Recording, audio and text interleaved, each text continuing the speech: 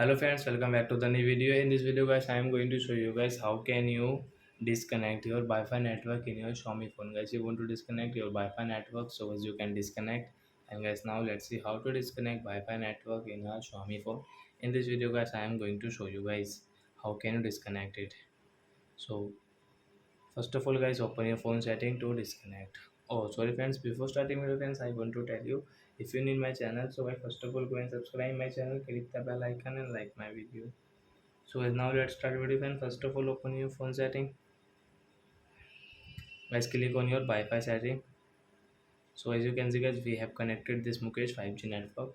And guys, now we will disconnect. So as you can see this arrow option, to tap here. And guys, you can see your red one guys. Forget network means disconnect. So as you can disconnect from here, it will disconnect. We will off it. So I hope friends you have understood how to disconnect Wi-Fi in a Xiaomi phone. So that's it guys. Thanks for watching. So guys, now we will return guys next video guys with new topic. Before going guys, please go and like my video, subscribe my channel. Bye bye friends.